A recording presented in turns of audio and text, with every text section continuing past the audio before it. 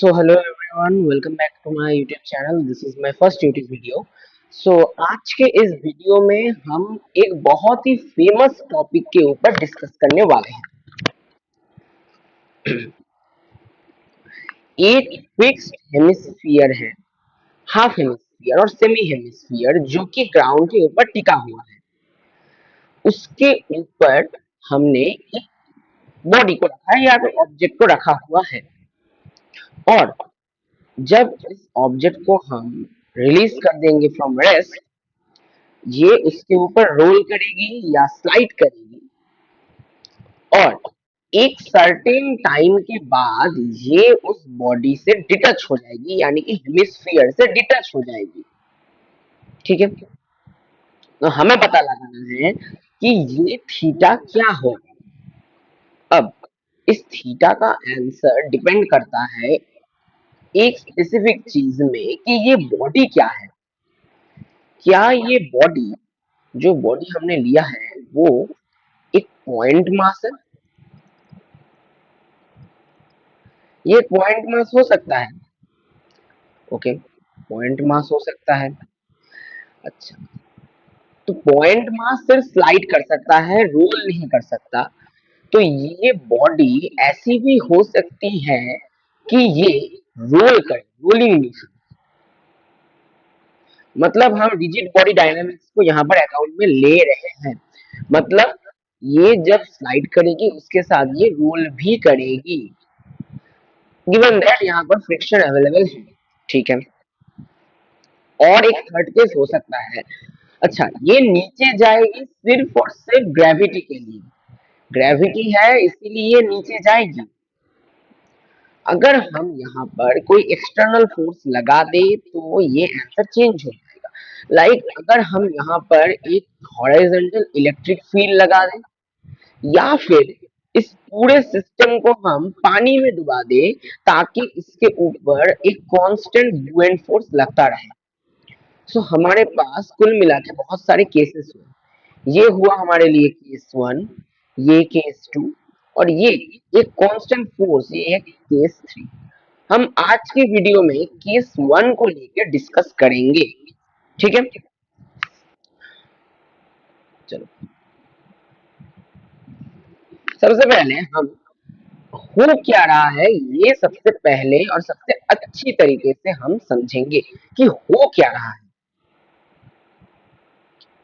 यहाँ पर एक रिजिड हेमिस्फीयर है, मतलब ये मूव नहीं करेगी। अच्छा, अगर मूव करती तो ये प्रॉब्लम और ज्यादा कॉम्प्लिकेटेड हो सकता था। हम सिंपलेस्ट केस सॉल्व कर रहे हैं, वो भी हम सॉल्व करेंगे जब ये मूव करेगी। तो इसके ऊपर एक्सटर्नली ग्रेविटी काम कर रहा है। अच्छा, तो इसके लिए ये धीरे धीरे ऐसे रोल करते करते आएगी और स्पेसिफिकली स्पीकिंग ये स्लाइड करेगी। रोल फिजिक्स के अकॉर्डिंग इतना अच्छा वर्ड नहीं होगा, ये स्लाइड करेगी और एक सर्टेन एंगल थीटा पर ये यहाँ से कांटेक्ट लूज कर देगा। अच्छा, कांटेक्ट लूज, यहाँ पर ये लूजेस कांटेक्ट। अब कि कोई चीज जब किसी और बॉडी से कांटेक्ट लूज कर देगी उसे हम मैथमेटिकली कैसे लिखें। हमें पता है दोनों चीजों के बीच या दोनों ऑब्जेक्ट के बीच जो कांटेक्ट फोर्स काम करता है वो होता है नॉर्मल रिएक्शन। ओके, सो जब ये कांटेक्ट लूज करेगी तब हम लिख सकते हैं the normal reaction given by the hemisphere on the body n is equal to 0. This n is 0। अच्छा, शुरू में n कितना था? शुरू में जब ये जस्ट रिलीज हुआ था, इसके पास कोई वेलोसिटी नहीं थी, तो ये नॉर्मल रिएक्शन था mg। पहले इस नॉर्मल रिएक्शन को समझते हैं कि मतलब क्या है। मतलब ये यहाँ पर धीरे धीरे धीरे धीरे धीरे धीरे घट रहा है और घटते घटते एक मोमेंट ऐसा आएगा जब यहाँ पर ये नॉर्मल रिएक्शन जीरो हो रहा है। तो क्या हम किसी एक रैंडम पॉइंट में जो एक एंगल अल्फा बना रहा है इस वर्टिकल के साथ, हम क्या वहां ये नॉर्मल रिएक्शन को as a function of alpha निकल सकते हैं? और हमें पता है कि रिजल्ट कैसा आना चाहिए। Normal reaction in terms of alpha, it should be decreasing with increasing alpha. ये हमने फिजिक्स से जाना, अब हम इसे मैथमेटिकली प्रूव करेंगे। चलो फिर से वो वाला डायग्राम बना लेते हैं। अब ये वाला डायग्राम हमारा मेजर डायग्राम रहेगा। This is our major diagram. ये है हमारे लिए सेंट्रल एक्सिस। अच्छा, इसका रेडियस है कैपिटल आर।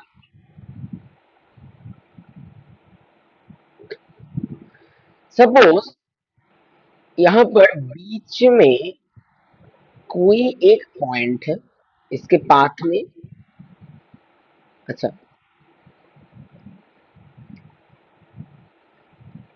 यहाँ पर ये थीटा एंगल जब बनाएगा तब वो निकल जाएगा। यहाँ पर लूजेस कॉन्टेक्ट।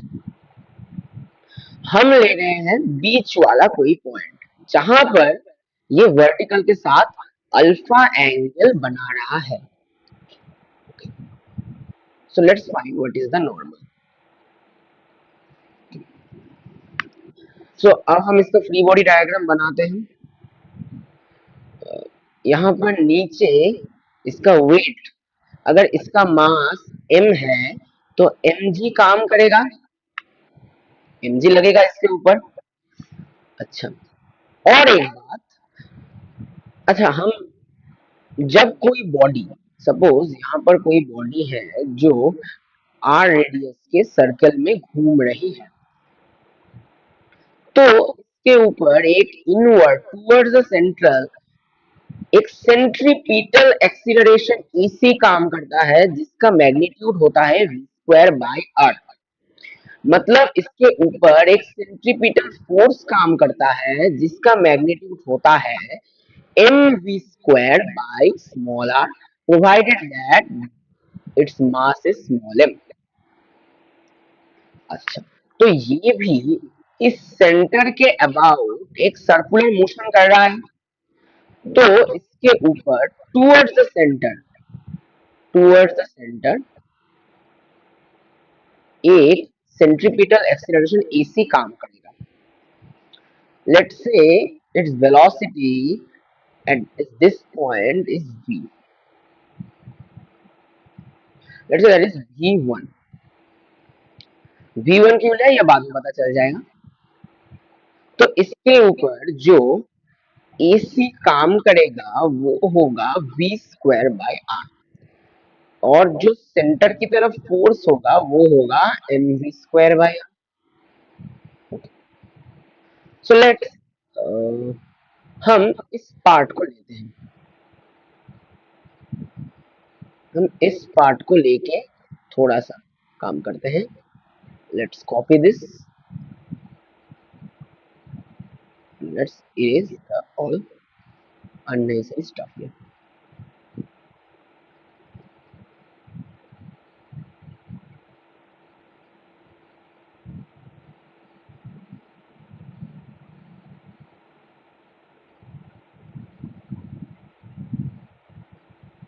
बस हमें इतना ही चाहिए अभी के लिए। Okay,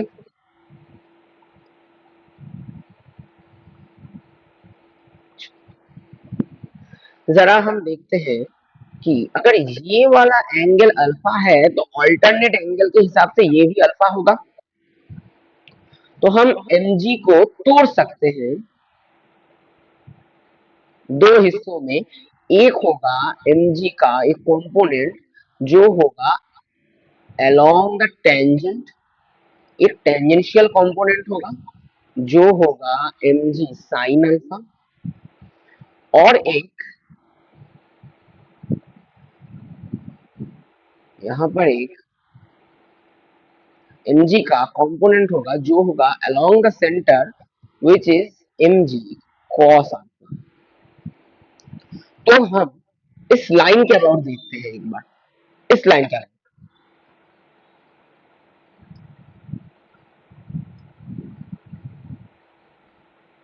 this line, let's say this is O and this is P। सो हम एक OP लाइन को बना लेते हैं, यहाँ पर साइड में हम OP लाइन को बना लेते हैं। This is O and this is P। P में ऑब्जेक्ट है, ऑब्जेक्ट के ऊपर नॉर्मल रिएक्शन लग रहा है, अलोंग द सेंटर यहाँ पर लग रहा है mg cosine of alpha and इसके पास एक एक्सीलरेशन है which is v square by r। So according to Newton second law हम लिख सकते हैं mg cos alpha minus normal is equal to mv square by r, implies normal reaction is equal to mg cos alpha minus mv square by equal to capital R। Okay, इतना समझ में आया?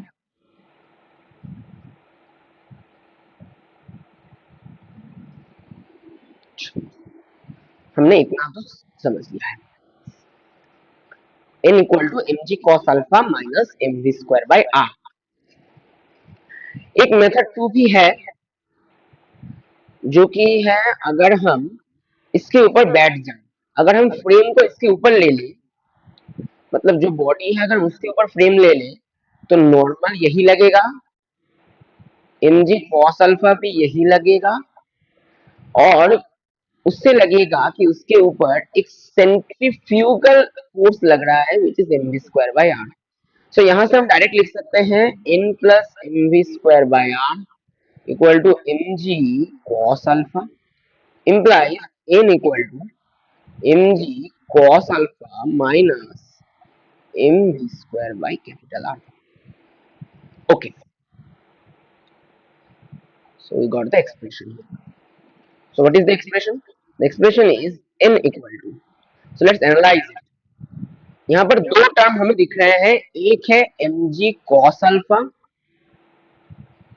Minus दूसरा है m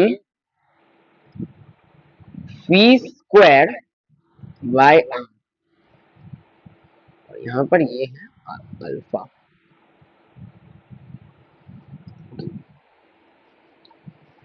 सो हमें diagram से, अगर हम यहाँ पर थोड़ा सा रफ डायग्राम बनाए जैसा आपको एग्जाम में बनाना होगा, ये एनालिसिस आपको एग्जाम में नहीं करनी है, आपको डायरेक्ट इक्वेशन लिखना है, पर ये एनालिसिस जरूरी है। चलो, जैसे जैसे ये बॉडी नीचे आ रहा है अल्फा इज इंक्रीजिंग, जरा cos थीटा का अगर और y equal to cos x का ग्राफ बनाया जाए, x इक्वल टू 0 पे ये वैल्यू देता है 1, x equal to pi by 2 पे ये वैल्यू देता है 0। दिस इज द ग्राफ, मतलब यहाँ तक कि यहाँ पर एक्सटेंड होता है till pi. So when alpha is less than pi greater than 0, cos alpha is decreasing. Okay, so इसे जरा हम इरेज कर लेते हैं, ये बस दिखाने के लिए था।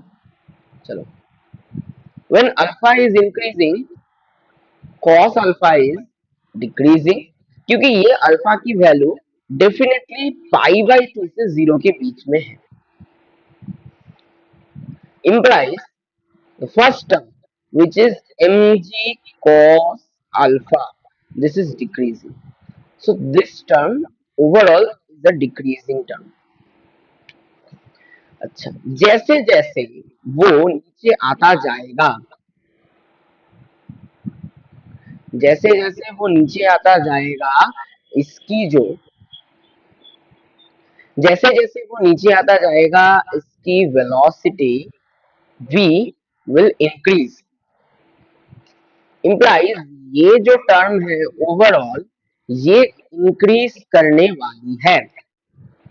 ओके ओके, मतलब ये डिक्रीज करेगी ये इंक्रीज करेगी, मतलब हमें दिख रहा है कि नॉर्मल फोर्स ओवरऑल एक डिक्रीजिंग फंक्शन है।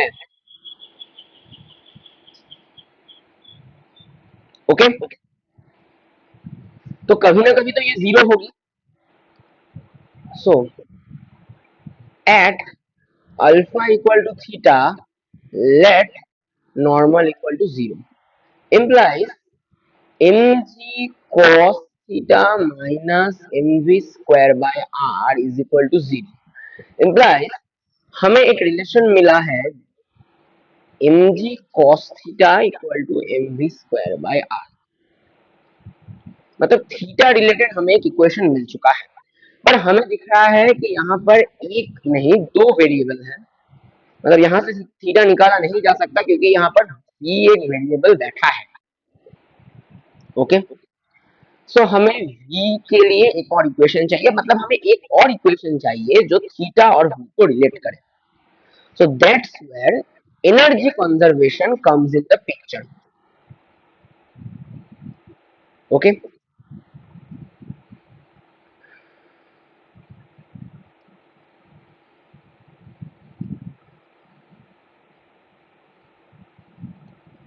यहाँ पर हम करेंगे एनर्जी कंजर्वेशन। डायग्राम बना लिया है। यहाँ पर अगर एक थीटा एंगल पर ये बॉडी डिटच हो रही है तो हम let's say this is point one this is point two, हम एनर्जी को कंजर्व कर सकते हैं between point one and point two because there is no dissipating force. So k1 plus u1 equal to k2 plus u2। तो पहले हम चारों को सेपरेटली निकालते हैं, k1 u1 k2 u2। अच्छा, हमें पता है कि हम एब्सोल्यूट पोटेंशियल एनर्जी कभी नहीं निकाल सकते, हम पोटेंशियल एनर्जी को निकाल तभी सकते हैं एब्सोल्यूट वैल्यू में जब हम किसी जगह को रेफरेंस ले लेते हैं। सो इस पूरे सेटअप में हम अगर इसे जीरो लेवल लें या फिर इसे भी ले सकते हैं, पर अगर इसे ले तो थोड़ा कैलकुलेशन आसान होगा। So that is the zero level of potential energy. इसे लेने का एक फायदा है कि इसे लेने से हमारे u2 का वैल्यू जीरो हो जाएगा, वो भी हम ले सकते हैं, पर हम अभी के लिए इसे लेते हैं। चलो, तो हमने इसे रेस्ट से रिलीज किया है, so k1 should be equal to zero. What is u1?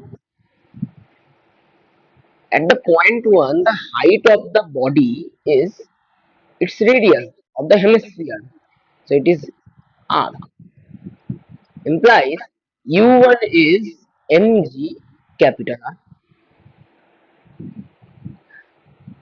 हमने लेट से यहाँ पर ये बॉडी v वेलोसिटी से चल रही है तो k2 हो जाएगा हाफ m v स्क्वायर, और u2 क्या होगा, u2 के लिए हमें जीरो लेवल से इसकी हाइट चाहिए, मतलब हमें ये वाला लेंथ चाहिए।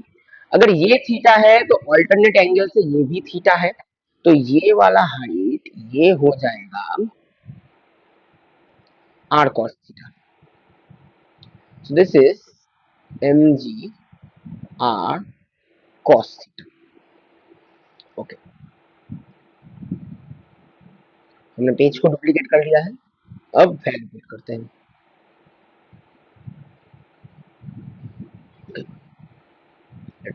let's put the value.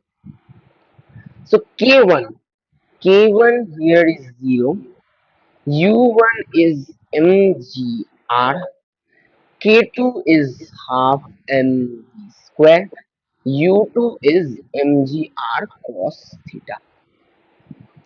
तो यहां से हम v और थीटा में एक और रिलेशन निकाल पाए हैं, which is mgr 1 minus cos theta equal to half mv square. This is our equation number 2. This was our equation number 1.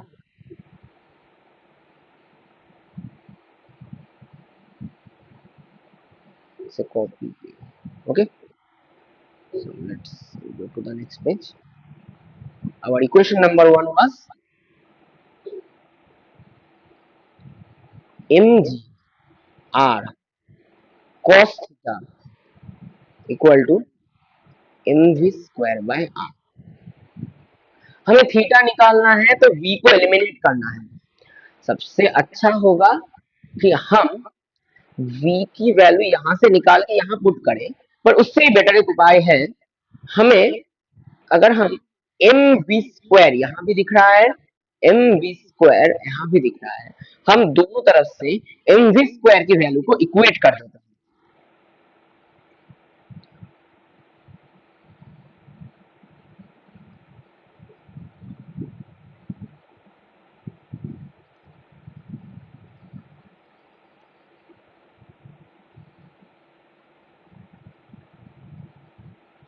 So from 1, this is 1,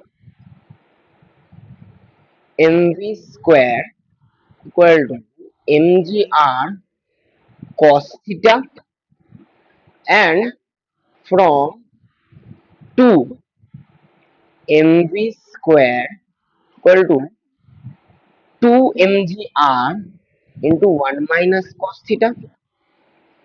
Okay.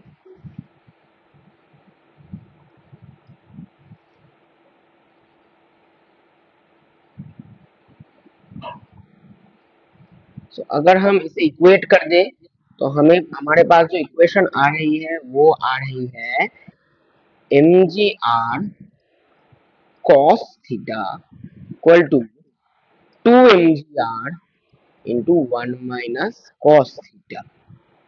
यहाँ पर mgr और mgr कैंसिल हो रहा है. So cos theta equal to 2 minus 2 cos theta implies 3 cos theta equal to 2. So we are getting the value of cos theta equal to 2 by 3, and that's a very important result also. ये इतना famous है कि इसे याद भी रख देते हैं कोई. मतलब अगर हम कोई पॉइंट मास को ले और उसे जितने भी बड़ा हो हेमिस्फीयर, आर की वैल्यू कुछ भी हो, ये अर्थ का रेडियस भी हो, तो भी ये जो एंगल होगा जहां पर वो डिटच होगा, that theta will be cos inverse of 2/3. ये इतना फेमस प्रॉब्लम है कि ये HCVV में है, HCV, DC पांडे ऐसे किताब में भी ये प्रॉब्लम है. ओके. सो यहाँ से हमें एक इंटरेस्टिंग रिजल्ट मिला है कि theta do not depend on R. Dimensionally करना भी नहीं चाहिए, बट हम नेक्स्ट वीडियो में भी देखेंगे कि जब हम ऐसे एक हेमिस्फीयर के ऊपर अगर हम एक रिंग, ये रिंग हो या डिस्क हो या सॉलिड स्फीयर भी हो, जो भी हो, ये जो थीटा की वैल्यू है, अगर ये रिंग हो या डिस्क हो, इसका एक छोटा रेडियस रहेगा. जो थीटा की वैल्यू है वो 2/3 से अलग निकलेगी, पर वो कैपिटल आर या स्मॉल आर किसी के ऊपर भी डिपेंड नहीं करेगी. And that's all for the next video. Hope you enjoy it. That's my first video on YouTube. Thank you everyone. Make sure to hit the subscribe button and like कर देना और इसे खूब खूब शेयर करना, ताकि हर बच्चे, हर मेरे जो भाई हैं, उससे ये वीडियो देखी जाए और उस तक ये वीडियोस बनाने हैं फिल्मोरा है ना.